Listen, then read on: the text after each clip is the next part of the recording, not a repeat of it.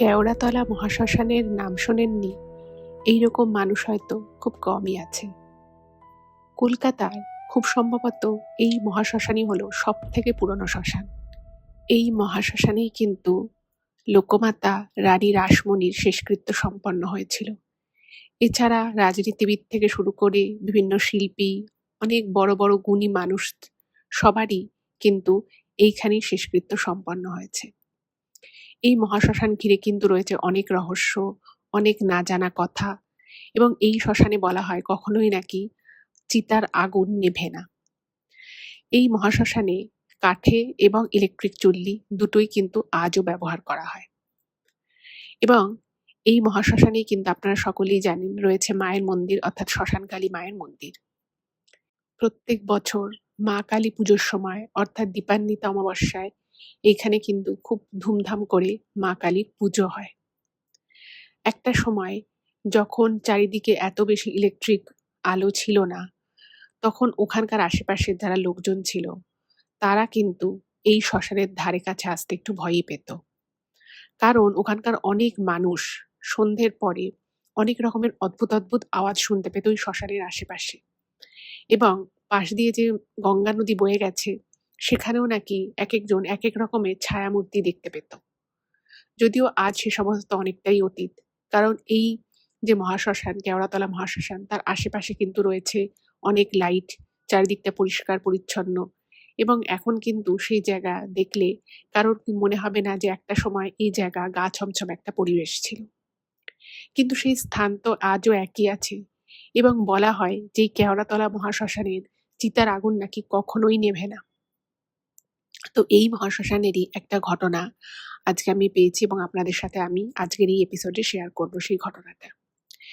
এই ঘটনাটা আমাকে রঞ্জিত বাবু লিখে পাঠিয়েছেন এবং এটা ওনার বাবার সাথে ঘটে যাওয়া একটা ঘটনা। একটা মহাশ্মশান যেখানে লক্ষ লক্ষ মানুষের শেষকৃত্য সম্পন্ন হয়েছে বহু বহু বছর ধরে। ফলে সেই জায়গার অরাটা যে একটু অন্য রকমের হবে, সেই জায়গার বাতাসে যে একটু ভারী ভাব থাকবে, এটা কিন্তু খুব স্বাভাবিক। যতই সেখানে প্রচুর লাইট থাকুক না কেন, যতই সেখানে সবকিছু স্বাভাবিক থাকুক না কেন।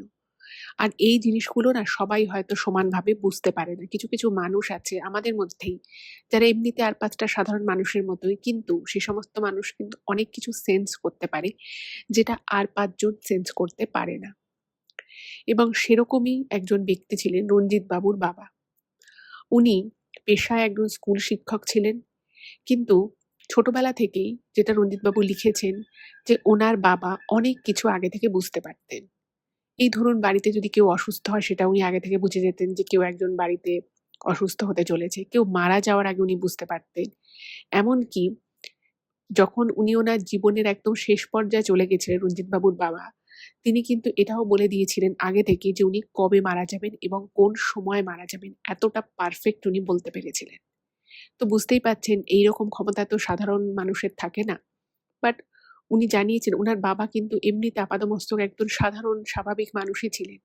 কিন্তু ওনার ভিতরে এই ক্ষমতাটা ছিল, এই বিশেষ ক্ষমতা, যেখানে উনি অনেক কিছু অনেক আগে থেকে বলে দিতে পারতেন। এমনকি ওনাদের যে একটি পাশের বাড়ি ছিল, সেই পাশের বাড়ি থেকে একদিন হঠাৎ করে ওনার বাবা বলেছিলেন যে আপনারা একটু সাবধানে থাকবেন, কয়েকদিন পরে আপনাদের বাড়ির উপর একটা বাজ পড়তে পারে, মানে বজ্রাঘাত হতে পারে। সেটা শুনে সেই পাশের বাড়ির লোকেরা বেজায় চটে যায় ওনার বাবার উপরে, এবং ওনারা বাড়িতে এসে অনেক কথা বলে যে আপনাদের ছেলে কি করে এরকম বললো। তখন ওনার বাবার বয়স হচ্ছে 18-19 এরকম হবে, যে আপনার ছেলে হয়তো পড়াশুনোয় ভালো হতে হবে, এই ধরনের খারাপ খারাপ কথা লোকের বাড়িতে গিয়ে বলে আসে, অনেক কিছু বলে। এবং তখন ওনার দাদু ঠাকুমা তাদের ছেলেকে বলে যে তুমি গিয়ে ওদের কাছে ক্ষমা চাও, কেন তুমি এরকম কথা বলেছো। তো উনি বলেন যে না, আমি সত্যি কথাই বলেছি। কিন্তু বাড়ির লোকেদের চাপে উনি তখন ক্ষমা চাইতে বাধ্য হন। কিন্তু সত্যি সত্যি 6-7 দিন পরে ওনাদের বাড়িতে একটা বজ্রাঘাত হয়। বর্ষার রাত ছিল এবং খুব বাজ পড়ছিল, কিন্তু কেউ বুঝতেও পারেনি পাশের বাড়িতে ঠিক ওদের যে রান্নাঘর সংলগ্ন জায়গা সেখানে নাকি বাজ পড়ে এবং বাড়িতে আগুন ধরে গেছিল। তাহলে বুঝতেই পারছেন একটা মানুষ কতটা নিখুঁতভাবে এই বিষয়গুলো বুঝতে পারলে সে কারোর বাড়িতে গিয়ে বলে আসতে পারে এবং সেই কথা ভুলেও যেতে পারে। তো আজকের এপিসোডটা খুব ইন্টারেস্টিং হতে চলেছে। আমি সকলকে বলছি আপনারা প্লিজ আমাদের চ্যানেলের এই ঘটনাটা প্রথম থেকে শেষ অবধি শুনুন। আশা করছি খুব ভালো লাগবে। এবং আপনারা আমাদের চ্যানেলের সাথে থাকুন, পাশে থাকুন। নমস্কার শ্রোতা বন্ধুরা, ভূত ভগবান চ্যানেলে আপনাদের সকলকে অনেক স্বাগত। আশা রাখছি সবাই খুব ভালো আছেন, আনন্দে আছেন, সুস্থ আছেন এবং ভূত ভগবান চ্যানেলের ঘটনা মন দিয়ে শুনছেন। আর সত্যি যদি আপনাদের আমাদের চ্যানেলের ঘটনাগুলো ভালো লাগে, অবশ্যই কিন্তু চ্যানেলটাকে সাবস্ক্রাইব করবেন, ভিডিওগুলোকে লাইক করবেন। পুরো ঘটনাটা শোনার পরে কেমন লাগলো সেই মূল্যবান মতামত কিন্তু কমেন্ট করে জানাতে একদম ভুলবেন না। আর আপনাদের জীবনে বা আপনাদের পরিচিত কারোর জীবনে যদি এরকম কোনো ভৌতিক, অলৌকিক, দৈবিক, অতিজাগতিক কিছু ঘটে থাকে, সেগুলো ইমেল করে পাঠিয়ে দিতে পারেন। ইমেল আইডি কিন্তু আমাদের ডেসক্রিপশনে দেওয়া রয়েছে। এটুকুই বলার ছিল। এবারে আমি চলে যাব সরাসরি আজকের ঘটনায়। এখন আমি যেই ঘটনাটা আপনাদের সামনে বলতে চলেছি, সেই ঘটনাটা ওই যে বললাম আমি ইন্ট্রোডাকশনেই আমি তো কিছুটা আপনাদেরকে জানালাম, রঞ্জিত বাবুই লিখে পাঠিয়েছেন। তো ঘটনাটা ওনার বাবার সাথে ঘটে যাওয়া একটা ঘটনা। তো রঞ্জিত বাবুর বাবার যে ফ্যামিলি, ওনারা কিন্তু কলকাতার একটি বেশ বলা যেতে পারে অভিজাত পরিবার ছিল। ওনাদের বাড়ির সকলেই খুব শিক্ষিত ছিল এবং ওনাদের বাড়িতে পড়াশুনোর একটা খুব চল ছিল। যদিও বাড়ির একটি পারিবারিক ব্যবসা ছিল তা সত্ত্বেও। এবারে ওই যে বললাম যে রঞ্জিত বাবুর বাবা ছোটবেলা থেকেই একটু গম্ভীর প্রকৃতির মানুষ ছিলেন। সে সবার সাথে যে খুব একটুতেই মিলেমিশে যেতে পারত, সবার সাথে খুব গল্প করতে পারত, সেরকম ব্যাপার একদমই নয়। সে ছোট থেকে একটু ঘরকুনো, একটু বেশি চিন্তা ভাবনা করতে ভালোবাসে, যেকোনো বিষয়ে খুব বেশি ইমোশনাল হয়ে পড়ে, এরকম একজন মানুষ ছিলেন। এবং পড়াশুনোয় উনি ততোধিক ভালো ছিলেন। স্কুলে উনি সবসময় কিন্তু প্রথম হতেন। তো বাড়িতে সবাই ওনাকে খুব একটু অন্যরকম চোখেই দেখতো। এবার যেরকম আমি ইন্ট্রোডাকশন আপনাদেরকে জানালাম যে উনি না ছোটবেলা থেকেই, একদম ছোট থেকেই অনেক কিছুই আগে থেকে সেন্স করতে পারতেন। যেমন ওনাদের বাড়ির কাছে একটা জায়গায় রাস্তাটা ভাঙা ছিল, অনেকদিন থেকেই ভাঙা ছিল। তো উনি, ওনার বাবা যখন ছোট ছিলেন, ওনার বাবার নাম ছিল রবীন্দ্রনাথ। তো রবীন্দ্রনাথ বাবু যখন ছোট ছিলেন, তো উনি তখন বলতেন যে এইখানে একজন পড়ে যাবে এবং পড়ে গিয়ে তার হাত ভেঙে যাবে। সত্যি, সত্যি কিন্তু তার কিছুদিনের মধ্যেই ওইখানকারই একজন লোক ওই যে ভাঙা অংশটা ছিল সেখানে পড়ে যায় এবং তার কিন্তু হাত ভেঙে যায়। এই হাত ভাঙার ঘটনাটা বলাটা ছিল ওই রবীন্দ্রনাথ বাবুর ১ম এমন একটা কথা বলা, যেটা সত্যি, সত্যি ফলে যায়। এবার বাড়ির লোককে বলেছিল, এবার ভেবেছে যে ছোট ছেলে, তখন তার বয়স হবে ধরুন ৮-৯ এরকম। তো ভেবেছে যে বলেছে, ঠিক আছে হয়তো এটা কাকতালীয় ব্যাপার, তাই হয়তো ফলে গেছে।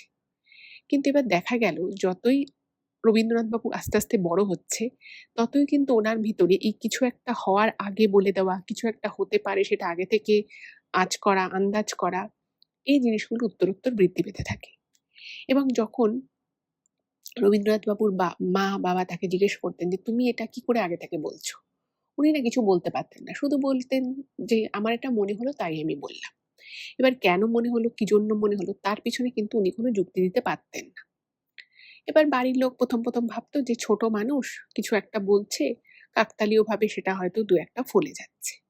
কিন্তু দেখা গেল যে এই যে কিছু একটা বলছে সেটা হয়ে যাচ্ছে, এটা কিন্তু আস্তে, আস্তে বাড়ছে। যাই বলছে কিছুদিন পরে সেটা হয়ে যাচ্ছে। এরকম একটা ব্যাপার। এবার এই স্বভাবটাকে দেখে রবীন্দ্রনাথ বাবুর মা খুব চিন্তায় পড়ে গেলেন। যে ছেলের মধ্যে, আমার ছেলেটা তো আর ৫ টা সাধারণ ছেলের মতোই। কিন্তু আমার ছেলের মধ্যে এমন কি ব্যাপার আছে, যার জন্য ও যেটা বলছে সেটা ফলে যাচ্ছে এবং এইটা নিয়ে কিন্তু আশেপাশের লোকেদের মধ্যে একটা কৌতূহল বাড়ছে। এবং ওই যে আমি আপনাদেরকে বললাম যে একটা মানুষ, সে যখন আগে থেকে কোনো কিছু বুঝতে পারে বা কোনো কিছু আগে থেকে তার কাছে আভাস চলে আসে কোনো ঘটনা ঘটার, সেটা কিন্তু সেই ব্যক্তিকেও অনেক রকমভাবে কিন্তু চিন্তায় ফেলে দেয়। তার মধ্যেও কিন্তু একটা অস্থিরতা তৈরি হয়। তো রবীন্দ্রনাথ বাবুর মধ্যেও এই অস্থিরতাটা কিন্তু কাজ করত এবং এটা ১ম কিন্তু উনার মাই বুঝতে পারেন। এবার উনার মা তখন এই বিষয় নিয়ে উনার শাশুড়ি মা অর্থাৎ রবীন্দ্রনাথ বাবুর ঠাকুমার সাথে কথা বলে। তো উনার ঠাকুমা তখন বলে যে, "তুমি একটা কাজ করো বৌমা, তুমি ছেলেকে সব জায়গায় ছাড়বে না। ছেলে স্কুলে যাবে, বাড়িতে আসবে, বন্ধুদের সাথে বাইরে হয়তো একটু খেলতে যাবে, সেটুকু অবধি ঠিক আছে। কিন্তু কোনো আত্মীয়-স্বজনের বাড়িতে বলো বা অন্য কোথাও বলো, তুমি বা আমি ছাড়া ও যেন না বেরোয়।" এবং এই রবীন্দ্রনাথ বাবুকে নিয়ে কিন্তু উনার মা, ঠাকুমা, উনার বাবা খুব চিন্তায় থাকতেন যে ছেলে কোথায় কি বলে দেয়। এভাবেই আস্তে আস্তে উনি বড় হতে থাকলেন। আর ওই যে বললাম যে উনিও কিন্তু রবীন্দ্রনাথ বাবু উনিও কিন্তু সবার সাথে চট করে মিশতে পারতেন, একটু গম্ভীর প্রকৃতির ছিলেন। এবার একজনের বাড়িতে আমি যে ইন্ট্রোডাকশনে আপনাদেরকে যে ঘটনাটা শুনিয়েছি যে উনি পাশের বাড়িতে গিয়ে হঠাৎ করেই বলেন যে আপনাদের বাড়িতে কিন্তু বাজ পড়বে কয়েকদিন পরে। এবার সেই বাড়ির লোকেরা তো খুব রেগে গেছে যে এটা আবার কিরকম কথা, এরকম একটা অলক্ষণে কথা আপনার ছেলে এসে বলে গেল, আপনারা কিছু বলেন না কেন, আপনার ছেলে পড়াশোনায় ভালো, মানে নাম হয়ে গেছিল যেহেতু স্কুলে প্রত্যেক বছর প্রথম হতো, তো সেই জন্য একটা বিশাল নাম ছিল। কিন্তু এরকম একটা কথাবার্তা বলায় সে বাড়ির লোক তো খুব রেগে যায়। বাড়ির লোক বলে যে ঠিক আছে তুই একটা কাজ কর, ওদের কাছে গিয়ে ক্ষমা চেয়ে আয়। উনি গিয়ে ক্ষমা চেয়েও আসেন, কিন্তু তার সাথে সাথে রবীন্দ্রনাথবাবু বাড়িতে এটা বলেন যে আমি যেটা বলেছি সেটা কিন্তু হবে।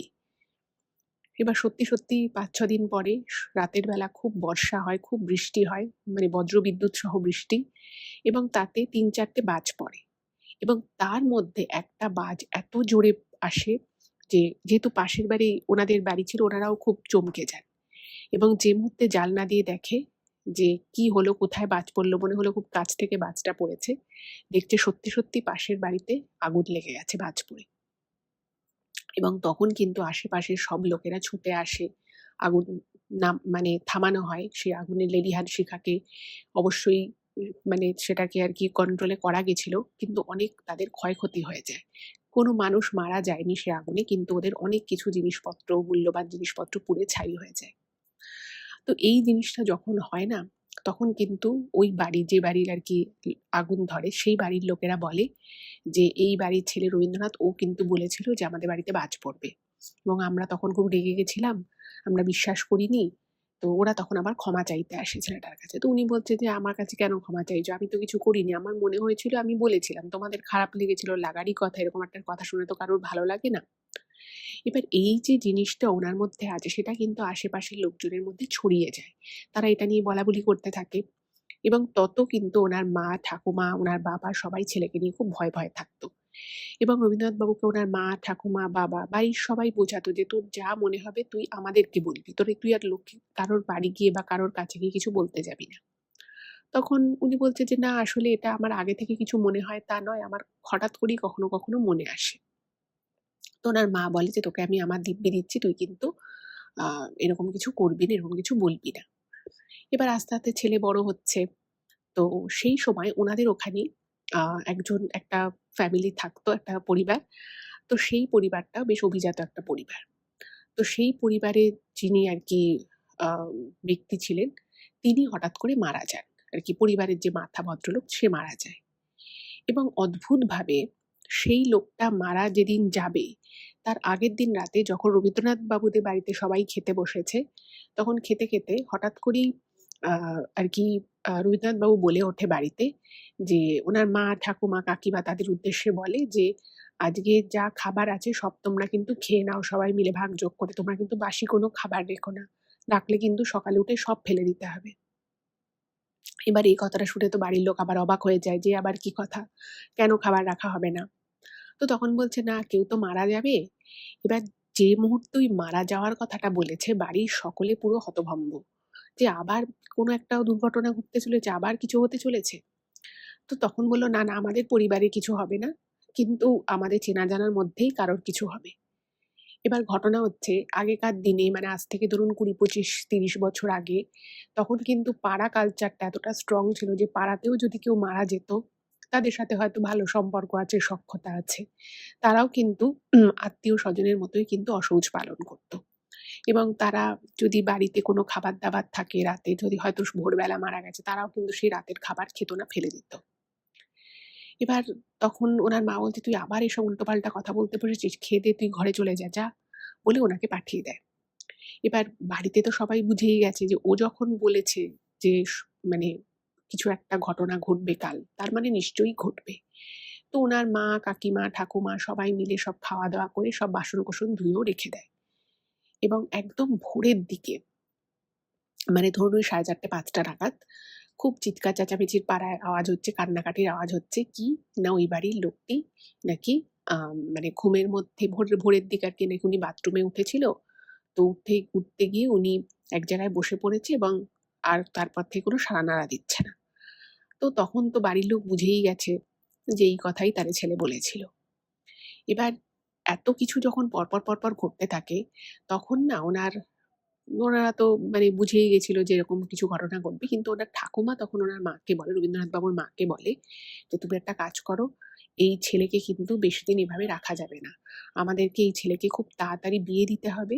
এবং যেহেতু ওনাদের পারিবারিক একটা ব্যবসা ছিল এবং ওনারাও একটা অভিজাত ফ্যামিলি থেকে বিলং করতো। তো বলল যে, "ছেলের কিন্তু কলেজ পড়তে, পড়তে আমরা এই ছেলের বিয়ে দিয়ে দেব। কারণ ছেলের যা মতিগতি দেখছি, ও কি করে এগুলো বুঝতে পারছে?" ওকে জিজ্ঞেস করলে বলছে ওর নাকি জাস্ট মনে হয়, তাই ও বলে ফেলে।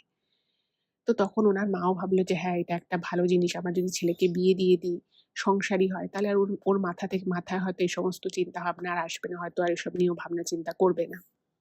তো তারা তখন ভাবলো ঠিক আছে, তারা বিয়ে দিয়ে দেব। এবার ওই বাড়িতে যে লোকটি আরকি মারা গেল পাড়াতে, সেই লোকটির ৩ ছেলে। এবং এই ৩ ছেলের মধ্যে যে মেজো ছেলে ছিল, সেই মেজো ছেলে কিন্তু এই রবীন্দ্রনাথ বাবুর বন্ধু ছিল। এবার একটু সকালবেলা উঠে শুনেছে যে এরকম মারা গেছে, তো ওর সঙ্গে, সঙ্গে ওদের বাড়িতে গেছে। বাড়িতে গেছে বন্ধু, তো বন্ধুর বাবা মারা গেছে। ইভে এম এমন এমনকি পাড়ারও চেনা কাকু। তো ওনাকে ঠিক করা হলো যে ওনাকে নাকি কেওড়াতলা মহাশ্মশানে নিয়ে যাওয়া হবে। এবার শ্মশানে তো যাবেই। এবার এনার যে মা ঠাকুমা, সে বলছে, "না, তোকে আমরা শ্মশানে ছাড়বো না।" তো তখন বলছে, "না, না, আমাকে ছেড়ে দাও, আমাকে যেতেই হবে। আমার বন্ধুর বাবা মারা গেছে, আর এই কাকুকে তো আমরা বহু বছর ধরে চিনি। আজকে ওনার শেষ যাত্রায় আমি যাবো না?" বলছে, "তোর যাওয়ার দরকার নেই। তোর বাবা যাবে, তোর কাকা যাবে, তোর যাওয়ার দরকার নেই।" তো তখন ছেলে বলছে, "না, আমি তো যাবোই। আমার বন্ধু এরকম কান্নাকাটি করছে, ও এভাবে পিতৃহারা হলো, আমি যাবো।" এবার ঘটনা হচ্ছে যে যুক্তিও আছে, পাড়ার লোক, পাড়ার ছেলে। তো তখন অনিচ্ছা সত্ত্বেও মানে ওনার মা ঠাকুমাকে কিন্তু তাদের ছেলে অর্থাৎ রবীন্দ্রনাথ বাবুকে ছাড়তে হলো শ্মশানে। এবং উনার মা বললেন, মানে আরকি রবীন্দ্রনাথ বাবুর যিনি ঠাকুমা, তিনি তার ছেলেকে বললেন যে, "তুইও সাথে যা।" ছেলে যাবে বলছে, "তুইও যা।" বলল, "ঠিক আছে, যাচ্ছি।" তো ওখান থেকে পাড়া থেকে বেশ কিছু লোকজনও যায় কেওড়াতলা মহাশ্মশানে ভদ্রলোকের শেষকৃত্য সম্পন্ন করতে। তো এই ১ম উনি কোনো শ্মশানে গেলেন। এবং আমি আজ থেকে এই ঘটনাটা প্রায় ৩৫ থেকে ৪০ বছর আগেকার ঘটনা।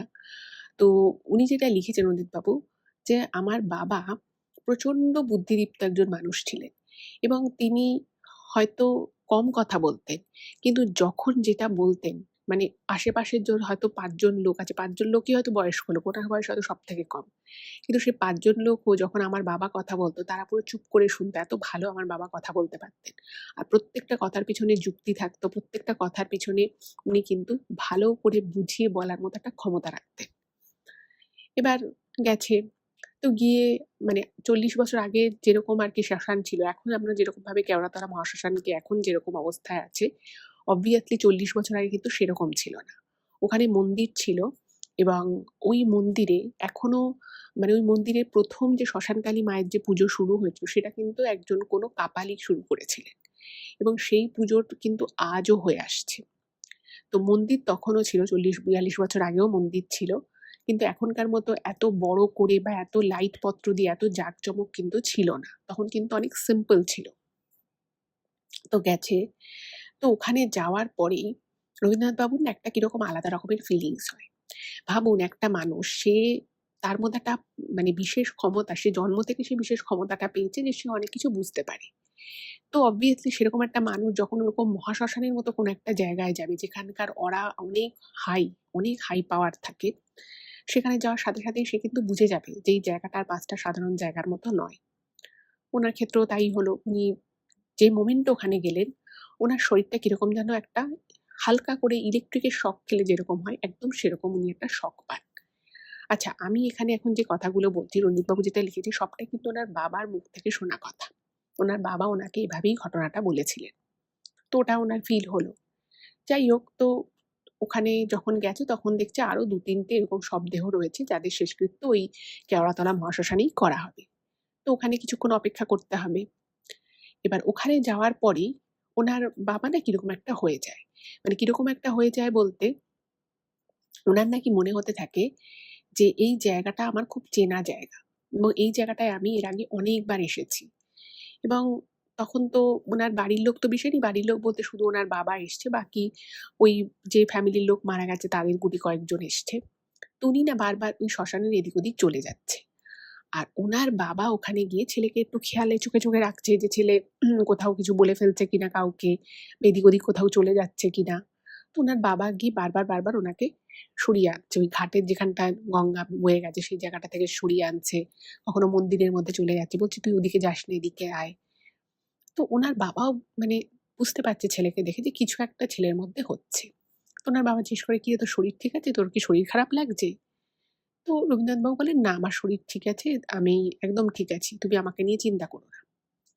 এবার উনি না ওখানটায় বসে পড়েছে, ওখানে যে ওই সিঁড়ি মতো যে ছিল ওখানটায় বসে পড়েছে, এবং বসে পড়ে ওনার মনে হচ্ছে, মানে ওই বসে রয়েছে উনি, কিন্তু তখনও শ্মশানের ভিতরে ঢোকেনি, মানে কাকে দাহ করা হচ্ছে কি হচ্ছে উনি কিন্তু কিচ্ছু জানে না। বাট ওখানে বসে বসেই ওনার বাবার মনে হয় যে ভিতরে একটা বাড়ির বউয়ের শেষকৃত্য হচ্ছে, এটা আর কি উনি মানে ওনার মনে হয়।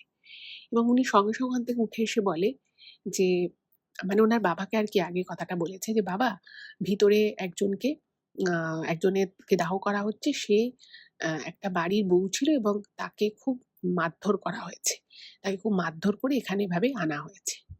তো ওনার বাবা বলছে, তুই এই সমস্ত কি কথাবার্তা বলছিস, আর তুই কি করে জানলি যে ভিতরে এরকম কারোকে দাহ করা হচ্ছে, তুই কি ভিতরে ঢুকেছিস, তুই তো জানিস না, তুই এখানে চুপচাপ বস, নাহলে তুই একটা কাজ কর, তোকে আমি বাড়ি দিয়ে আসছি। তো বলছে, না বাবা আমি এখান থেকে কোথাও যাব না, আর এই জায়গাটা আমার চেনা, তুমি বারবার আমাকে আটকিও না, আমি এই জায়গার সব কিছু চিনি, এখানে মন্দির আছে, ওখানে এই কল আছে, ওখানে অমুক গাছ আছে। এবার যা যা উনি বলছেন যে এখানে অমুক গাছটা আছে, ওখানে 2টো সিঁড়ি আছে, কি ওখানে 6টা সিঁড়ি আছে, যা যা বলছে সবকটা কিন্তু একদম মানে একদম এক্সাক্ট বলছে, কোনো কথায় কিন্তু কোনো ভুল ইনফরমেশন নেই।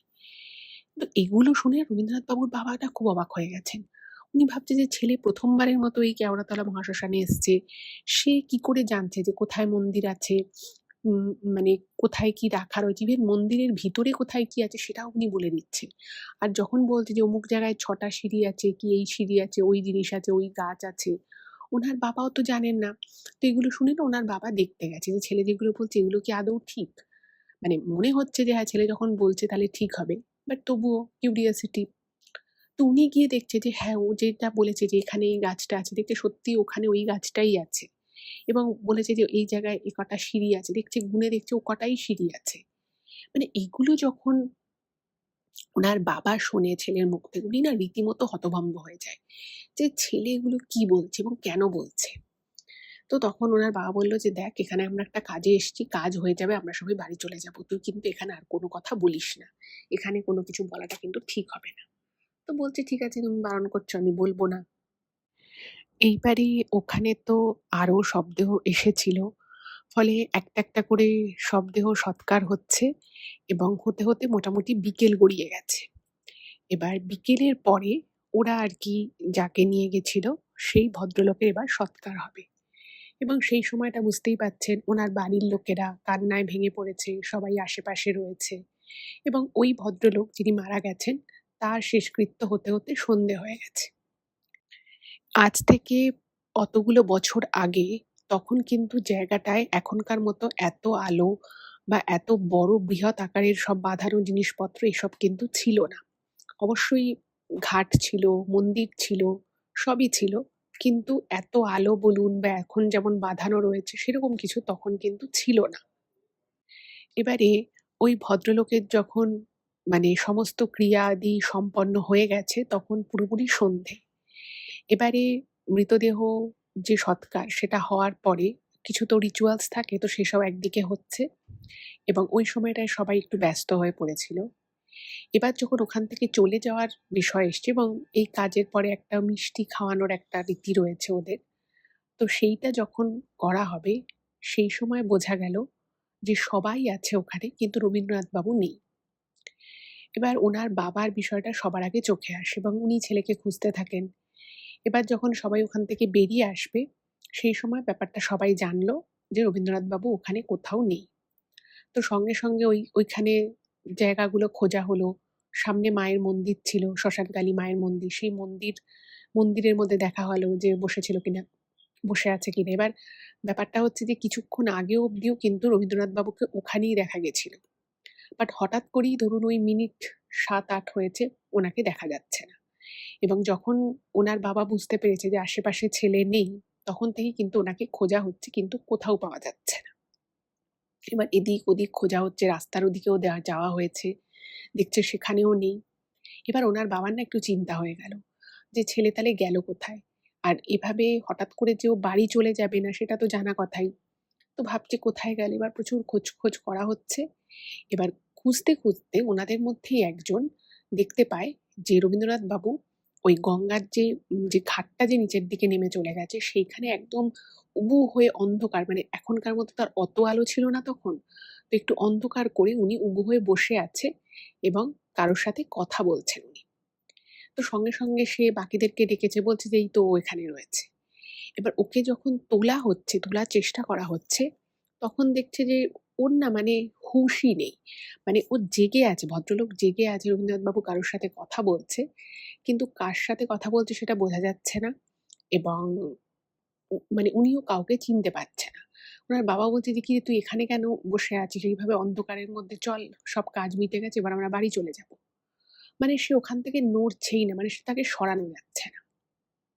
এবার তো বাকি সবার বেশ ভয় লাগছে।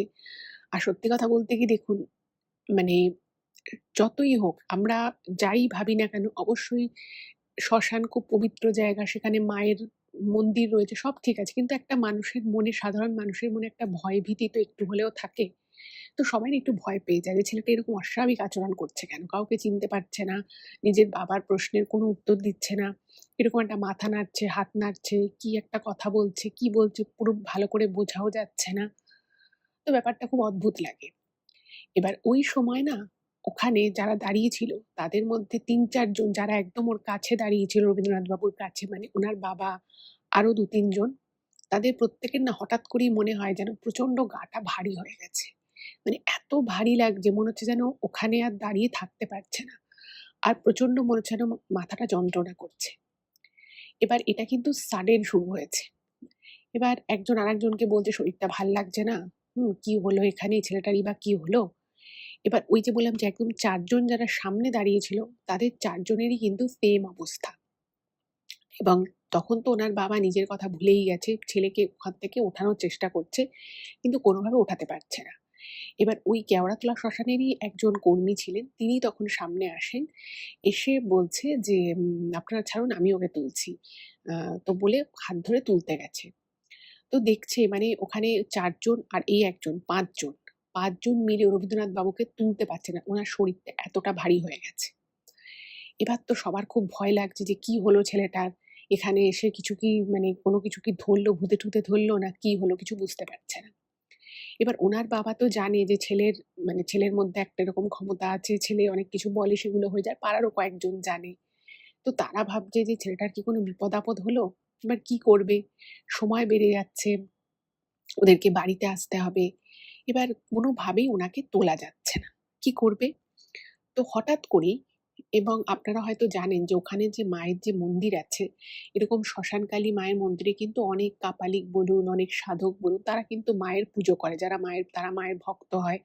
মাকে তারা সেইখানে সেই পবিত্র স্থানে মায়ের পুজো করে, মায়ের নামে গান করে। তো হঠাৎ করেই ওখানে ওরকম একজন কাপালিক আসেন। এবং ব্যাপারটা হচ্ছে যে ওই কাপালিক কিন্তু যখন উনার বাবা খুঁজছিল ছেলেকে, তখনও কিন্তু ওনাকে দেখেনি। তিনি হয়তো এখানে রাতের বেলা সাধনা করবেন বা কোনো পুজো আর্চা করবেন, সেইজন্য হয়তো এসেছিলেন। তো তিনি এসে হঠাৎ করেই পিছনে দাঁড়ায়। দাঁড়িয়েছে, এবার সবাই তো তাকে বলছে যে, "দেখুন না, ছেলেটা এসছিল এরকম, খুব ভালো ছেলে। কিন্তু কিরকম এখন অস্বাভাবিক আচরণ করছে। ৪-৫ জন মিলেও আমরা ওকে তুলতে পারছি না। ওর কি হলো?" তো তখন ওই কাপালিক, উনি ভদ্রলোক শোনেন। শুনে বলেন যে, "আপনারা এখান থেকে সরে যান। আপনারা একদম সিঁড়ি দিয়ে উপরে উঠে যান। আমি এখানে আছি। আমি আপনাদের ছেলেকে নিয়ে আসছি। ওর কিচ্ছু হয়নি।" তো উনি আশ্বস্ত করে। উনার বাবা, রবীন্দ্রনাথ বাবুর বাবা বলে যে, "আমার ছেলেটাকে একটু ঠিক করে দিন। ও মাঝে মধ্যে এরকম খ্যাপামো করে, পাগলামো করে। কি সব বলে সেগুলো হয়েও যায়।" মানে উনার বাবা আরকি খুব ভেঙে পড়ে ওই সিচুয়েশন এ। তো ওই কাপালিক একটু মানে রাগী প্রকৃতির মানুষ ছিলেন। তিনি বলছেন, "তো তোদেরকে বললাম না উপরে যেতে? তোরা আবার এখানে আছিস? তোরা যা, ওখানে যা। আমি ওকে নিয়ে এসেছি। আমি তো বললাম ওর কিছু হয়নি। যা তোরা।" এই বলে উনি সবাইকে সরিয়ে দেন। এইবারে মানে বাকিরা তো চলে গেছে। কিন্তু ওনার বাবা, ছেলেটির বাবা আর কি, সে একটু দূরে দাঁড়িয়ে আছে। তো তাকে আর কিছু বলেনি। তো ওই কাপালিক কিছু একটা মন্ত্র বলল, হাতটা মুঠো করে, নিজের হাতটা মুঠো করে একটা কিছু মন্ত্র বলে মাথায় ঠেকিয়ে ওই হাতটা ওর মাথার উপরে দিয়েছে। অদ্ভুতভাবে যে মুহূর্তে ওনার মাথার উপরে হাতটা দিয়েছে ওই কাপালি, সঙ্গে সঙ্গে রবীন্দ্রনাথবাবু উঠে বসে। মানে উনি তো ওরকম উবু হয়ে একটা কিরকম করে বসেছিল, হঠাৎ করে উঠেছে, উঠে বসে এবং তারপরে সে দাঁড়িয়ে পড়ে। দাঁড়িয়ে পড়ে চুপ করে আছে, কিছু কিন্তু বলছে না। মানে ওই কাপালিককে দিকে রবীন্দ্রনাথবাবু কিছুই বলেনি। তো তখন মানে উনি আর কি বলে যে, তুই আমার সাথে আয়, বলে ওনার হাতটা ধরেছে, রবীন্দ্রনাথবাবুর হাতটা ধরেছে। এবার তখন সে বলছে যে, কোথায় যাব? মানে তখন একটা প্রথম কথা বলল। এর আগে যে রবীন্দ্রনাথবাবুর বাবা বা আরো আশেপাশের লোকেরা, তার পরিচিত লোকেরা যাদের সাথে উনি এসেছিল, কারোর কথার কিন্তু কোনো উত্তর দেয়নি। কাউকে মনে হচ্ছিল যেন চিনতেই পারছে না, কোনো কমিউনিকেশনই করেনি। এই প্রথম কিছু একটাও বলল যে, কোথায় যাব? তখন বলল, আয় তুই এদিকে আয়। তখন উনি কিছু একটা বলতে যাচ্ছিল, রবীন্দ্রনাথবাবু কিছু একটা বলতে যাচ্ছিল তার উত্তরে। তো সেটা বলার আগেই এই কাপালিক বলে যে, ওরা এখানেই থাকে, ওরা এখানেই থাকে, কোনো অসুবিধে নেই, তুই ওদের সাথে পরে কথা বলিস, তুই আপাতত এদিকে আয়। এবার এইটা যখন শুনেছে ওনার বাবা যে ওরা এখানেই থাকে, উনি না এদিক ওদিক দেখছে যে কারা থাকে, কি ব্যাপার, কিন্তু কাউকে দেখতে পাচ্ছে না। আর ওরা ওখানেই থাকে এই কথাটা কিন্তু বাকি আরো কয়েকজন যারা ছিল তারাও শুনতে পেয়েছে। এবার তারাও নিজেদের মধ্যে বলাবলি করছে যে কি ব্যাপার হলো ছেলেটার। আর ওখানে ওরাও দেখেছে কেউ ছিল না, কিন্তু ওনার মানে রবীন্দ্রনাথ বাবু কারোর সাথে কথা বলছিল। এবার সবার মনেই না একটা প্রচন্ড ভয় চলে আসে যে কি হলো তাহলে ব্যাপারটা। আর ওই যে বললাম যে যতই শ্মশান খুব পবিত্র জায়গা হোক না কেন, সাধারণ সাদামাটা মানুষের কিন্তু মনে একটা কোথাও একটা ভয় কিন্তু থাকে। আর ছেলেটা যেহেতু এরকম করছে, তো ওনাদেরও একটু ভয় লেগেছে। যাই হোক, তো ওনাকে উপরে নিয়ে এসছে। এবং সেই সময় না রবীন্দ্রনাথবাবুর চোখ দুটো পুরো স্থির ছিল। আর কিরকম যেন মনে হচ্ছিল একটা, মানে একটা ঘোরের মধ্যে রয়েছে। ওকে জিজ্ঞেস করছে দূর থেকে যে, "এই তুই ঠিক আছিস তো? ঠিক আছিস তো?" কিন্তু কোনো উত্তর দিচ্ছে না। আর কাপালিক তখন হাত দিয়ে বলে যে, "আপনারা এখন কেউ ওর সাথে কোনো কথা বলবেন না। যতক্ষণ না আমি বলছি আপনারা কেউ ওর সাথে কোনো কথা বলবেন না। ওকে একটুও বিরক্ত করবেন না। ওকে ওর মতো থাকতে দিন।" তো ওরকম করে হাত ধরে ওকে নিয়ে এসেছে। নিয়ে এসে ওই মন্দির যেখানটা রয়েছে সেইখানটা বসিয়েছে। এবার বসানোর পরে বলছে যে, "তুই ওদের সাথে কথা বলছিস? তুই কি কথা বলছিলি?" তো তখন বলছে যে, "ওরা বলছিল ওরা এখানে থাকে, ওদের ওরা খুব আনন্দে থাকে। ওরা এইখানে এই মন্দিরে এসে বসে, মায়ের নাম করে", এরকম বলছে। তো তখন এইসব বলতে, বলতে না হঠাৎ করেই রবীন্দ্রনাথ বাবু নাকি ওই যেদিকে সৎকার হয় সেদিকটায় আঙুল দিয়ে দেখাচ্ছে। বলছে যে, "ওরা তো আবার ওদিকে গেল।" তখন বলছে, "তুই ওদের কথা শুনিস না, ওরা এখানে থাকে, ওরাও মায়ের ভক্ত। তো তুই কি কি চাস এখন?" তখন বলছে, "আমি ওদের সাথে যেতে চাই।" তো তখন কাপালিক না একটু রেগে গেছে। বলছে, "তুই ওদের সাথে যেতে চাস মানে? না, তুই এখন কোথাও যেতে পারবি না। তুই এইটুকু একটা ছেলে, তোকে নিয়ে তোর বাবা মায়ের কত স্বপ্ন, তোর তো অনেক কাজ বাকি আছে জীবনে। তুই এখন ওদের সাথে গিয়ে কি করবি? তোকে এখন জীবনে অনেক কিছু করতে হবে। তোর দ্বারা অনেক কাজ হবে। তোর অনেক দায়িত্ব আছে। সেসব তো তোকে পালন করতে হবে। তুই চাইলেই তো আর তুই সেখানে যেতে পারবি না। আর এই যে সামনে যাকে দেখছিস, এই মাই বিশ্ব সংসার চালাচ্ছে। তো তুই যদি ভাবিস যে আমি আজ এটা করব, ওটা করব, মা যদি চান তবেই কিন্তু তুই করতে পারবি। না হলে কিন্তু তুই কিচ্ছু করতে পারবি না।" তো এই সমস্ত যখন বলছে তখন নাকি রবীন্দ্রনাথ বাবু ওই মায়ের যে আর কি মন্দির, সেই মন্দিরের মায়ের দিকে মানে একদম অপলক দৃষ্টিতে তাকিয়ে আছে। এবং পিছনে এসে ওনার বাবা আরো কয়েকজন দাঁড়িয়েছে, কিন্তু একটু ডিস্টেন্সে। এবার তখন আর কি ওই যে যাদের যে ওই শরীরটা ভারী হয়েছিল তাদের ওই মায়ের মন্দিরের যখন সামনে এসেছে, মানে রবীন্দ্রনাথ বাবুর বাবা আরো যে কজন ছিল তাদের যেন মনে হচ্ছে এবার শরীরটা একটু একটু করে হালকা হচ্ছে। এবং ওইখানে সেই দিন যে কজন ছিল প্রত্যেকে একটা জিনিস বুঝতে পেরেছে যে ওই জায়গাটা হয়তো ভয়ের কিছু নেই, অবশ্যই ভয়ের কিছু নেই, কিন্তু জায়গাটার একটা আলাদাই বাতাসটা ভারী, একটা ভারী ভাব আছে। এবং দেখুন এটা তো খুব অস্বাভাবিক নয়, যেখানে এত প্রত্যেকদিন এত সৎকারের কাজ হচ্ছে, এত কিছু হচ্ছে, সেখানে বাতাস অন্য জায়গার বাতাসের থেকে ভারী হবে, সেখানে একটা আলাদা অরা থাকবে, এটা তো খুব স্বাভাবিক, তাই না? আর আগেকার সময় না এগুলো আরো বেশি ফিল করা যেত। এখন যতটা ফিল করে তার থেকেও হয়তো আগে আরো বেশি এগুলোকে বোঝা যেত। যাই হোক, এইবারে যেটা হলো, তো ওনার বাবা, রবীন্দ্রনাথ বাবুর বাবা অনেকক্ষণ চুপ করেছিল। উনি তখন কাপালিককে বলছে যে, "আমার ছেলেটাকে আপনি স্বাভাবিক করে দিন। ও তো আমাকে দেখে চিনতেও পারছে না। কোনো প্রশ্নের কোনো উত্তর দিচ্ছে না। কি হয়েছে ওর?" তো তখন কাপালিক বলছে, "ওর কিচ্ছু হয়নি। ওর একটু ভর মতো এসেছে। আর আপনার এই ছেলে তো খুব স্বাভাবিক ছেলে নয়। ওর মধ্যে একটা ক্ষমতা আছে।" এবং এই যে কথাগুলো ওই কাপালিক বলছিলেন সেটা কিন্তু ওখানকার মানে ওনাদের আরকি পাড়ার যে সমস্ত লোকজন ছিল সবাই শুনছে। বলছে তখন বলছে যে, "আপনিও তো জানেন আপনার ছেলেকে। ও ও কি এরকম ঘটনা কখনো বাড়িতে ঘটায়নি? যেটা থেকে কি আপনারা বুঝতে পারেননি যে ও আর ৫ টা সাধারণ ছেলের মতো নয়?"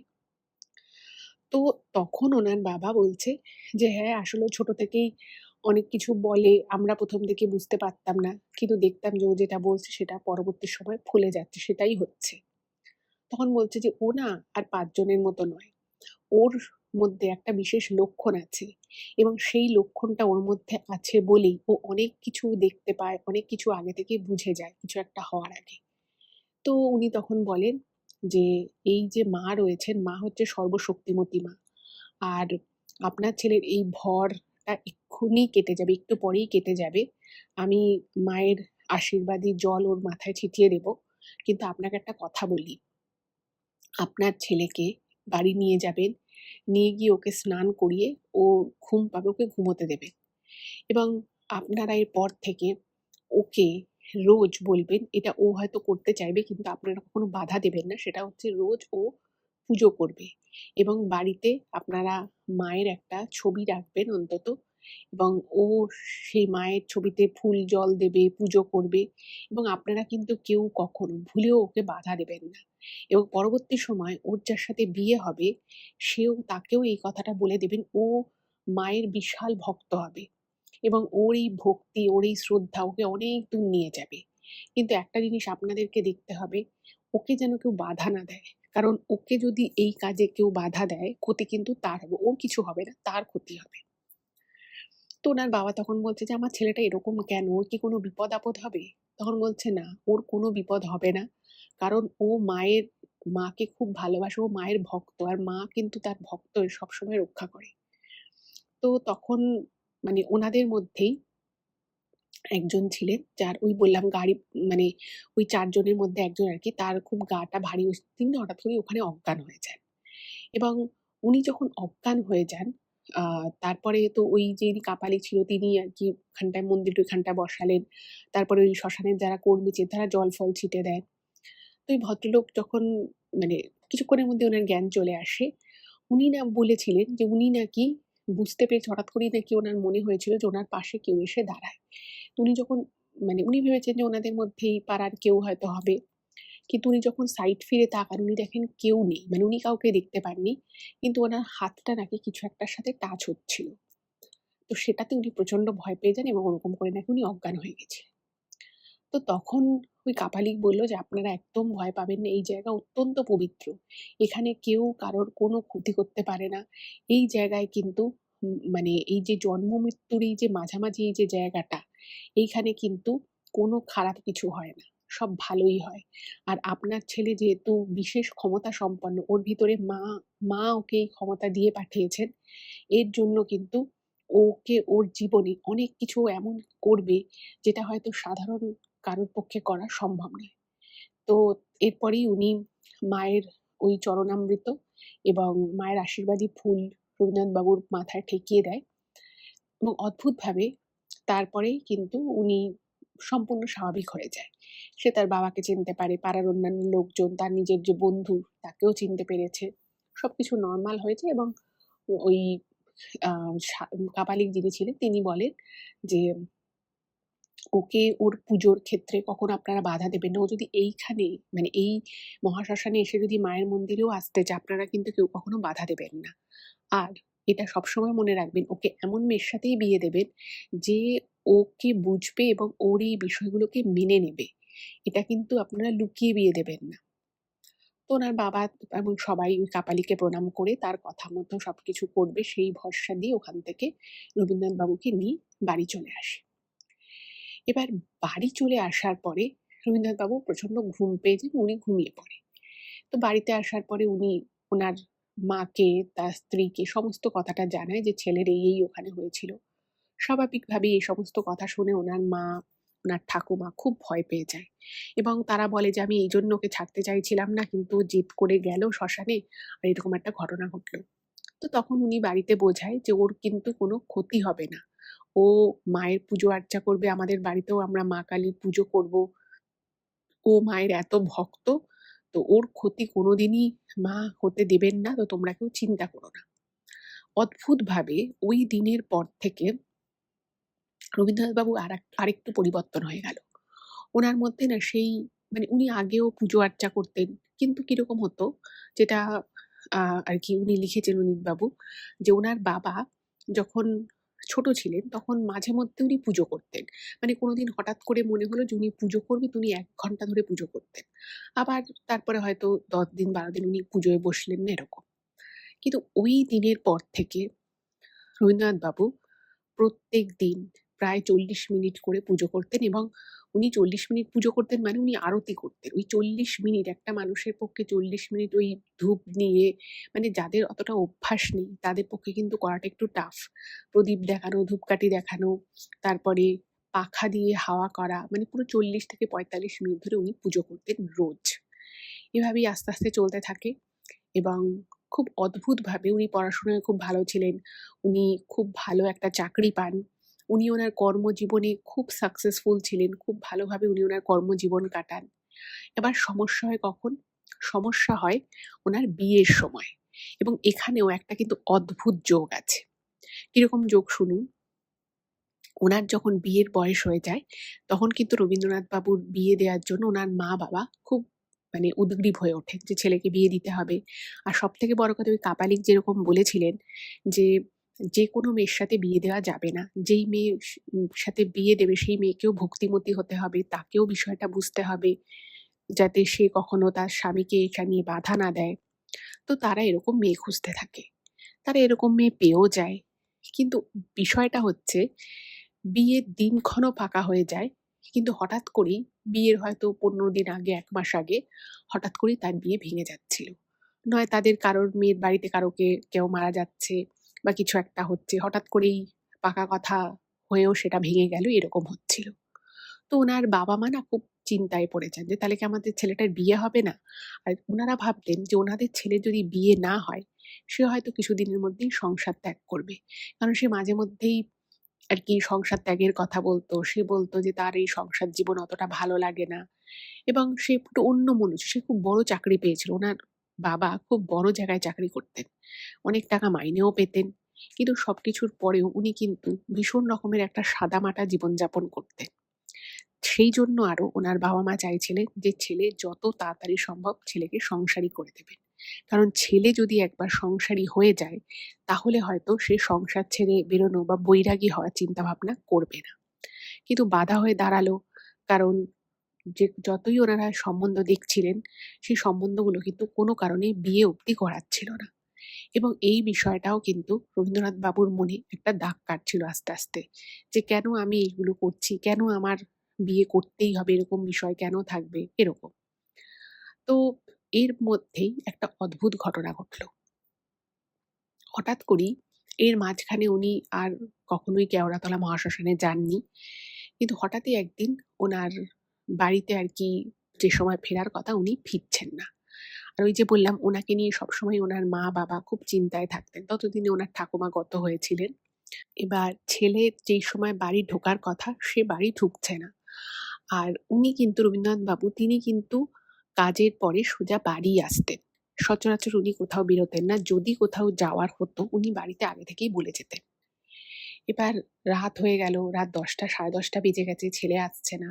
উনার মা তো প্রচন্ড চিন্তায় পড়ে গেলেন। উনার বাবাও খুব চিন্তা করছে। আশেপাশে খোঁজখবর নেয়া হলো আত্মীয়স্বজনের বাড়িতে যে সেখানে গেছে কিনা। কিন্তু কোথাও পাওয়া গেল না। এবার এই রাত আস্তে, আস্তে আরো গভীর হলো। ১০টা থেকে ১২টা, ১২টা থেকে ১টা, ১টা থেকে ২টো, ২টো থেকে ৩টে, ৪টে, এই করতে, করতে ভোর হয়ে গেল। কিন্তু রবীন্দ্রনাথ বাবু আর বাড়ি ফিরলেন না। বাড়ির সকলে প্রচন্ড চিন্তায় পড়ে গেল যে তাহলে ছেলে গেল কোথায়? কি হলো? অফিসের একজনের সাথে যোগাযোগ করা হয় অনেক কষ্টে। তো সে বলল যে, "না, উনি তো যথাসময়ে বেরিয়েছেন অফিস থেকে। কিন্তু এত রাতেও উনি কেন পৌঁছলেন না সেটা কিছুই বোঝা গেল না। অপেক্ষা করতে, করতে রাত পেরিয়ে ভোর হয়ে গেল। অনেক ভোর তখন, এবং ওনার মা মানে দরজার সামনে বসে কান্নাকাটি করছেন। তখন সময় হচ্ছে ধরুন ওই 5:30। তখন দেখছি যে রবীন্দ্রনাথ বাবু চুল উস্কো-খুস্কো, জামাকাপড় মানে একটু উস্কো-খুস্কো হয়ে গেছে। উনি ঘরে ঢুকছে, এবং উনাকে দেখে বোঝা যাচ্ছে যে উনার রাতে ঠিকমতো ঘুম হয়নি। পুরো রাতটাই উনি জেগেছিলেন।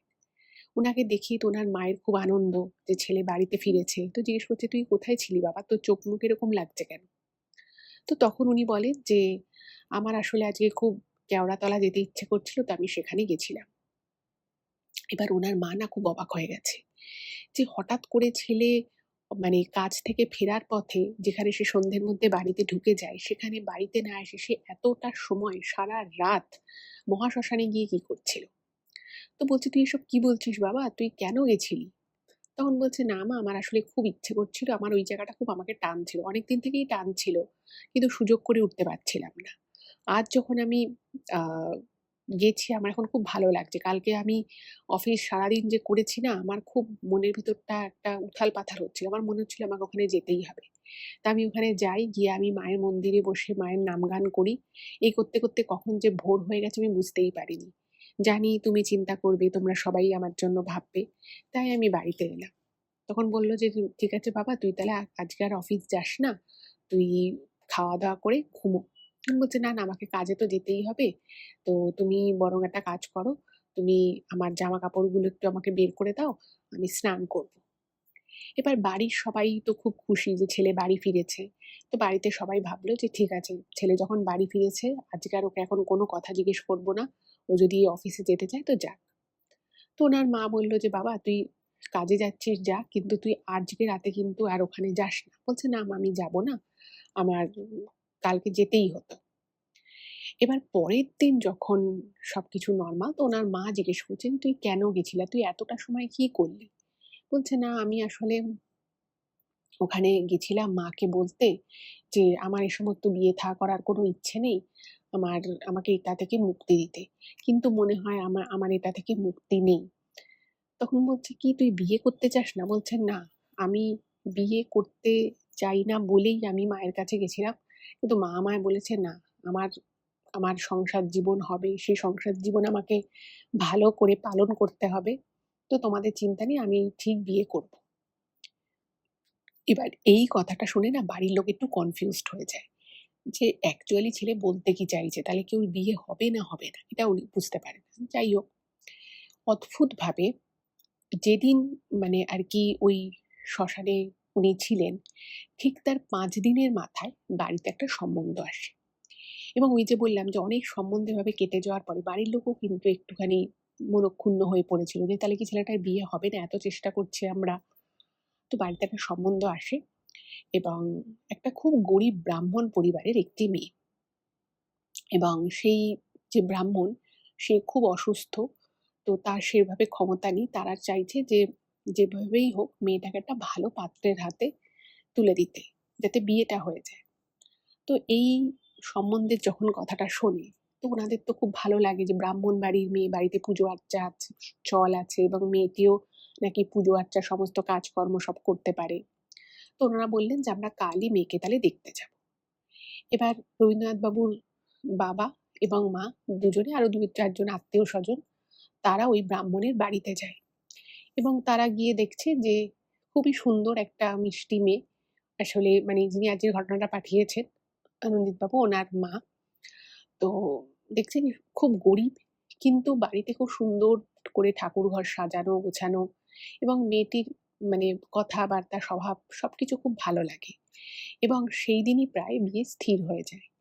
এবং মেয়েটির বাবা বলেন যে, "আমি তো খুব অসুস্থ, আর আমি এখন সেভাবে পুজো আর্চাও করতে পারছি না। আমরা চাই আমাদের মেয়ে যত তাড়াতাড়ি সম্ভব বিয়ে হয়ে যাক।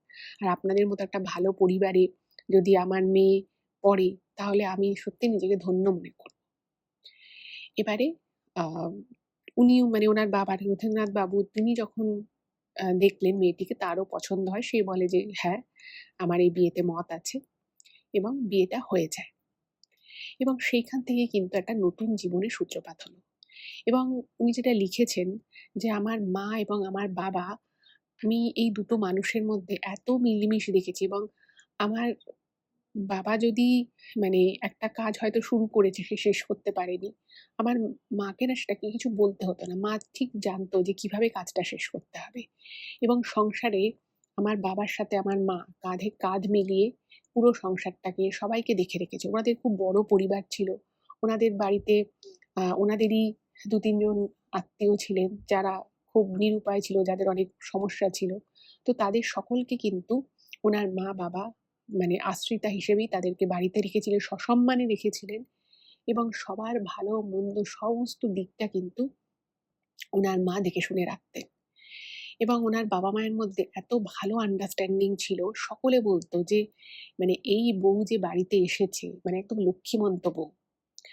এবং পরবর্তী সময়ে মানে রবীন্দ্রনাথ বাবু এবং উনার স্ত্রী দুজনে মিলেই কিন্তু ওই কেওড়াতলার ওখানে যেতেন এবং সেখানে গিয়ে মায়ের পুজো আর্চা দিতেন এবং ওই মেয়ের সাথে যখন বিয়ে হয় তখন কিন্তু রবীন্দ্রনাথ বাবুর বাবা-মা তারা খুব শান্তি পায় দেখে যে মানে এমন একটি মেয়েকে আমরা বউ করে এনেছি যে আমার ছেলেটাকে পুরো আগলে রাখে। ওনাদের সন্তান হয় এবং সবকিছু কিন্তু খুব ভালোভাবে আরকি সংসার জীবন কাটে। আর ওই যে বললাম, উনার বাবার কিন্তু এই স্বভাবটা একদম ছিল যে উনি তখনও মানে পরবর্তী সময়েও উনি বলতেন যে এটা হবে, অমুক হবে এবং উনি এটাও বলেছিলেন যে উনার পুত্র সন্তান মানে যিনি আজকে ঘটনাটা পাঠিয়েছেন তিনি কবে জন্মাবে সেটা কিন্তু উনার বাবা ২ বছর আগে বলে দিয়েছেন যে এই দিনে আমার পুত্র সন্তান জন্মাবে এবং সেই দিনেই কিন্তু জন্মেছিলেন। এবং যখন ওই কথাটা উনি বলেছিলেন তখন কিন্তু উনার মা প্রেগন্যান্টও ছিলেন না। মানে একটা মানুষের মধ্যে কতটা ক্ষমতা থাকলে এগুলো কিন্তু বলা যায়। আর ওই যে আপনাদের শুরুতে বলেছিলাম যে রবীন্দ্রনাথ বাবুর বাবা আ এটাও বলেছিলেন যে উনি কবে মারা যাবেন, কখন মারা যাবেন এবং কিভাবে মারা যাবেন সেটাও কিন্তু বলেছিলেন বহু বছর আগে। তো এই সমস্ত অভিজ্ঞতাগুলোই উনি ওনার বাবার কাছ থেকে শুনেছিলেন। বাবা ওনাকে এইসব বিষয়ে অনেক কথা বলতেন, অনেক গল্প বলতেন। এবং উনার সাথে যদি কেউ ১ম বার দেখা হয় বা কেউ যদি উনার সাথে কথা বলত, মানে উনি হয়তো বিজ্ঞান নিয়ে, অঙ্ক নিয়ে অনেক কথা বলতেন। মানে কেউ বুঝতেই পারবে না যে এই মানুষটার মধ্যে এতটা স্পিরিচুয়াল মানে ডিপনেস রয়েছে সেটা কিন্তু মানুষ চট করে বুঝতে পারত না। উনার যারা একান্ত কাছের মানুষ, পরিবারের মানুষ বা খুব কাছের যে সমস্ত বন্ধু-বান্ধব ছিল তারাই কিন্তু শুধুমাত্র বিষয়টা জানত। তো এটাই ছিল সেই শ্মশানকে নিয়ে ঘটে যাওয়া একদম সত্যি একটা মানে গায়ে কাঁটা দেওয়ার মতো অভিজ্ঞতা। এবং ওনাদের মানে বাড়ি এবং পাড়ার এখনো অনেক লোক কিন্তু ওনার বাবার এই যে ক্ষমতা ছিল সেই ক্ষমতা সম্পর্কে কিন্তু আজও তারা জানেন। কারণ তারা ওই সময় ওনার বাবাকে দেখেছিলেন। তো এটাই ছিল ঘটনা। এরপরে আমি আজকে আপনাদেরকে অনেকদিন পরে আবার একটা ইমেইল পড়ে শোনাবো। তো বেশিক্ষণ ধরে আমার ইমেইলগুলো পড়া হচ্ছিল না। আবার আমি ইমেইলগুলো পড়া স্টার্ট করেছি এবং আপনারা তো জানেনই এই ইমেইল সেগমেন্টে আমি আ এমন একটা করে ইমেইল পড়ি যেখানে অনেকে অনেক ধরনের তাদের মানে ব্যক্তিগত কোনো সমস্যার কথা লিখে ইমেইল করে থাকে এবং এই সেগমেন্টে সেইজন্য আমি কারোর নামটা রিভিল করি না। তো এইরকমই একটা ইমেইল আমি রিসেন্ট পেয়েছি এবং আমার মনে হলো যে এই ইমেইলটা আমি আপনাদেরকে পড়ে শোনাতেই পারি। কারণ এই ইমেইলটার মধ্যে না একটা খুব ইন্টারেস্টিং বিষয় আছে। শুনুন তাহলে ইমেইলটা। ইমেইলটা একটি ছেলে লিখেছেন এবং ছেলেটি জানিয়েছে যে ও 3rd ইয়ারে পড়ে কলেজে। ওর বয়স হচ্ছে বর্তমানে 20। তো ও লিখেছে যে, "ম্যাডাম আমাদের বাড়িতে আমি, মা, বাবা ৩ জনে খুব হ্যাপি একটা ফ্যামিলি। আমাদের কোনো সমস্যা ছিল না। আমাদের বাড়িতে আত্মীয়স্বজনের যাতায়াত করা, বন্ধু-বান্ধবদের যাতায়াত করা সবকিছুই খুব সুন্দরভাবে ছিল, খুব নরমাল ছিল। হঠাৎ করেই আ ওনার মা বাড়িতে কারুর আসা অপছন্দ করতে শুরু করলেন। অথচ ওনার মা ২-৩ মাস আগে অব্দিও আত্মীয়স্বজন বাড়িতে এলে তাদেরকে নিয়ে আনন্দ করা, মজা করা, খাওয়া-দাওয়া করা এগুলো করতেন। এবং যে ছেলেটি আমাকে ইমেইলটি লিখেছেন তার বন্ধু-বান্ধব বা তাদের ফ্যামিলি তারাও আসতো, কথাবার্তা বলত। সবকিছু খুব ভালোভাবেই হতো। এবার হঠাৎ করে ওনার মা যখন কেউ বাড়িতে এলেই তার সাথে কথা বলত না, একটু চাও করে দিত না। তো উনার বাবার ব্যাপারটা একটু অড লাগে।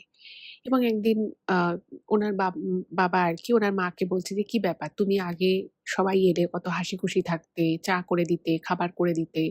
এখন তুমি কিছু করছো না।" তো ওনার মা বলে যে, "আমার শরীর ভালো নেই।" তো তখন ওনার বাবা বলছে যে, "শরীর ভালো নেই তুমি তো আমাকে একবারও বলোনি। আর তুমি তাহলে বলো তোমাকে ডাক্তারের কাছে নিয়ে যাই।" তো ওনার মা তাতে আরো রেগে যায়। বলে যে, "না আমাকে ডাক্তারের কাছে নিয়ে যেতে হবে না।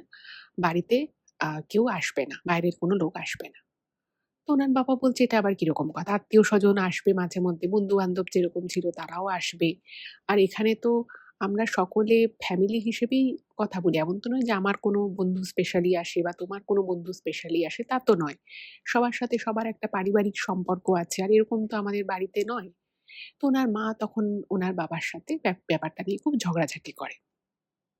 এবার এই ঝগড়াঝাটিতে ছেলেটি যিনি আরকি ইমেইল করেছে, সেই ছেলেটাও বলছে যে, "মা তুমি এরকম কেন বলছো? বন্ধু-বান্ধব এলে তোমার সমস্যা কিসের? ঠিক আছে তোমাকে কিছু করে দিতে হবে না। আমি কিনে আনবো কোনো খাবার-দাবার। কিন্তু তুমি ওভাবে মুখের উপরে দরজা দিয়ে বন্ধ করে থাকছো, এই বিষয়টা ভালো লাগছে না দেখতে।" এবার এত কিছু বলার পরে বা উনাকে যখন ভালো করে বোঝানোও হচ্ছে, উনি তখনকার মতো হয়তো বুঝছে। কিন্তু আবার কেউ বাড়িতে এলে বা কোনো বাড়িতে কাউকে আনার কোনো কথা উঠলে উনি প্রচন্ড রেগে যাচ্ছে। এবং এখানে ও একটা জিনিস লিখেছে যে, "দিদি আমি খুব অস্বস্তি নিয়ে কথাটা লিখছি ইমেইলে যে, আমি দেখেছি যে আমার মা ফোনে কারোর সাথে কথা বলে এবং যার সাথে কথা বলছে আ যদি জিজ্ঞেস করা হয় যে কার সাথে কথা বলছিল, সে একটা কিরকম লুকোছাপা মতো করছে।" এবং এই জিনিসটা কিন্তু ১ম এ ছেলেটির বাবা খেয়াল করে। এবার ছেলেটির বাবা যখন বিষয়টা খেয়াল করে, সে তখন ছেলেকে বলে যে, "আমি এরকম দেখছি তোর মা কার সাথে কথা বলছে। আমি জিজ্ঞেস করলেই ফোনটা লুকিয়ে ফেলছে। তো তুই একবার জিজ্ঞেস করে দেখিস তো কার সাথে কথা বলছে?" তো সে ২০ বছর বয়সে তার মাকে এটুকু জিজ্ঞেস করতেই পারে যে, "মা তুমি কার সাথে কথা বলছিলে?" উনি তখন ছেলের উপরে খুব রেগে যায়। বলে যে, "তোরা বাবা ছেলে আমার উপরে তোরা খবরদারি করছিস। আমি কার সাথে কথা বলছি, আমি কারো সাথে কথা বলতেই পারি। তোদের বন্ধু-বান্ধব থাকতে পারে, তোদের অনেক লোকজন থাকতে পারে চেনা, আমার কেউ থাকতে পারে না?" তখন না এই কথাটা মানে ছেলেটির এবং ছেলেটির বাবা দুজনেরই একটু অড লাগে। যে আবার কি ধরনের কথা? বন্ধু থাকতেই পারে কিন্তু তাতে লুকোছাপার কি আছে? এতে তো লুকোছাপার কিছু নেই। আমাদের যা বন্ধু-বান্ধব আছে বা আত্মীয়স্বজন আছে আমরা তো কেউ লুকোই না। এতে তো হাইড করার কিছু নেই। তো তখন থেকেই কিন্তু উনার বাবার মনে মানে ছেলেটির বাবার মনে একটা সন্দেহ হয় এবং উনার মা কি করতো, মানে যখন স্নান করতেও যেত মোবাইল উনি ঘরের মধ্যে কোথাও লুকিয়ে রেখে যেতেন যাতে কেউ মোবাইলটা হাতে ধরতে না পারে। তো ওই মোবাইলটা একদিন ছেলেটা কি করে দেখে রাখে যে ওর মা কোথায় রেখে স্নান করতে গেছে। তো যেই মুহূর্তে ওর মা বাথরুমে ঢুকেছে ছেলেটা মোবাইলটা বার করে এবং তখন কিন্তু ছেলেটার বাবা ঘরে ছিল না। তো মোবাইলটা নেয়, চেক করে এবং যে নাম্বারে আরকি কল এসছে সেই নাম্বারটা কিন্তু কোনো নাম দিয়ে সেভ করা ছিল না। তো নাম্বারটা নোট করে নেয়। এবার নোট করে ও যখন পরে ও একটা অন্য নাম্বার থেকে ওই নাম্বারে ফোন করে, তো ও নাকি দেখছে যে একজন ওটা কোনো মানে কোনো পণ্ডিত, সাধক এরকম টাইপের যারা হয় তাদের নাম্বার। এবং ও মানে আরকি নিজের অন্য রকমের একটা পরিচয় দেয়। তো বলছে যে, "হ্যাঁ, আমি এখানে সব রকমের আরকি সমস্যার সমাধান করা হয়।" এই সমস্ত আরকি হেনা-তেনা বলে। এবার ছেলেটা একটু অবাক হয় যে, মা এর সাথে কেন কথা বলছে? তো উনি কি করেছে, ছেলেটা কি করে আরকি ওর মায়ের ফোনে একটা মানে একটা আরকি সফটওয়্যার বলুন, একটা অ্যাপ বলুন ইনস্টল করে দেয়। যে অ্যাপটায় কি হবে যে, যে কেউ ফোনে কথা বলে কথাগুলো রেকর্ড হবে। এবার ও এখানে লিখেছে যে, "দিদি আপনি হয়তো আমাকে খারাপ ভাবতে পারেন। কিন্তু আমার এটা করা ছাড়া কোনো উপায় ছিল না। কারণ আমি মাকে অনেকবার জিজ্ঞেস করেছি, বাবা অনেকবার জিজ্ঞেস করেছে, মা কোনো উত্তর দেয়নি এবং খুব রেগে যেত।" এবং ওর মাকে যখনই এই বিষয়েও জিজ্ঞেস করা হয়েছে, উনি সম্পূর্ণ এড়িয়ে যেতেন এবং মাঝে মধ্যে উনি বাড়ি থেকেও বেরিয়ে যেতেন। এবার ওই অ্যাপটা তো ইনস্টল করে দিয়েছি এবং ফোন কল রেকর্ড হতে থাকে। এবার কি রেকর্ড হচ্ছে সেটা জানার জন্য ওই ফোনটা নিতে হবে। তো আবার একদিন সুযোগ বুঝে ও ফোনটা হাতে নেয় এবং রেকর্ডিং গুলো ওর ফোনে ট্রান্সফার করে নেয়। এবার ও যেটা বলেছে সেটা কিন্তু খুব শকিং একটা বিষয়। ও ওই ফোন কলে যে রেকর্ডিং গুলো আছে সেগুলোও শোনে। এবং ও যেটা লিখেছে যে, "দিদি আমি ভাবতে পারিনি যে আমার মা এই কথাগুলো বলেছে। আমি হয়তো মানে অন্য কেউ বললে হয়তো আমি তাকে মারধর করে দিতাম।" তো ও যেটা জানিয়েছে যে কথাগুলো মা ওনার সাথে বলেছে তার বিষয়বস্তুটা কিছুটা এরকম যে আমার মায়ের মনে হয়েছে যে আমার মা মানে সবার সাথে ভালোভাবে কথা বলেছে, সারা জীবন ভালো করে সংসার করেছে, সবই ঠিক আছে।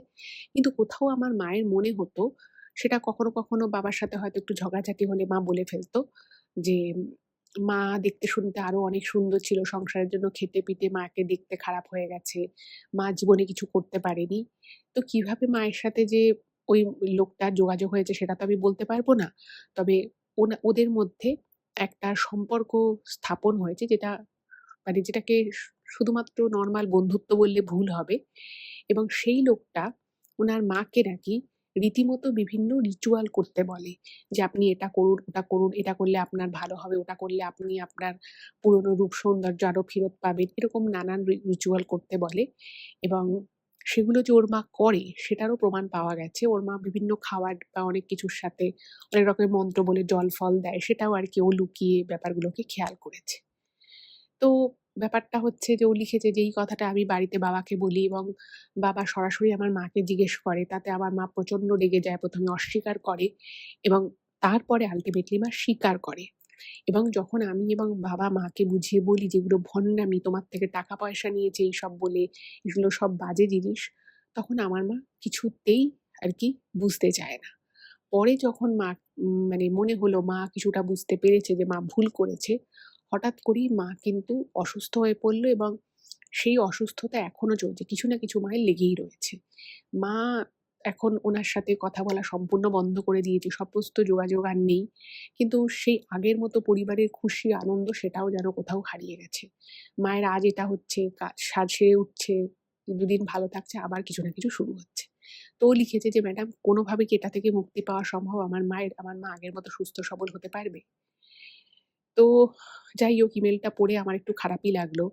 তো দেখো আমি তো এসবের এক্সপার্ট না, আমি সবসময়ই বলি।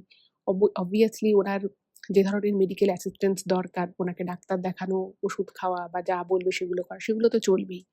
আর আমার মনে হয় যে উনি হয়তো কোনোভাবে বিপথে চালিত হয়ে গেছিলেন। কারণ কেউ হয়তো ওনাকে এই ধরনের কথা বলে কনভিন্স করেছিল, ওনাকে মিথ্যে বুঝিয়েছিল। তাও আমি বলব, মা একটু সুস্থ হওয়ার পরে তোমরা বাড়িতে যে হরিনাম সংকীর্তন দিতে পারে এবং তোমার মা যখন বুঝতে পেরেইছেন যে উনি ভুল করেছেন, তার থেকে উপরে তো আর কিছু হয় না। মানুষ যখন রিপেন্ট করে তার থেকে বেশি প্রায়শ্চিত্ত আর কিছু হয় না। তোমার মাকে বলো যে উনি যে ভগবানকে ভালোবাসে তাকে মন প্রাণ দিয়ে ডাকতে এবং বাড়িতে একটা হরিনাম সংকীর্তন দিন। আমার মনে হয় সবকিছু আস্তে, আস্তে ঠিক হয়ে যাবে। আর ডাক্তার যা বলবে, যেভাবে বলবে সেটা তো অবশ্যই করা দরকার। এবং এই বিষয়ে আপনাদেরও যদি কোনো মতামত থাকে অবশ্যই কিন্তু কমেন্ট করে জানান। ভালো থাকবেন। দেখা হবে আবার পরের এপিসোডে। নমস্কার।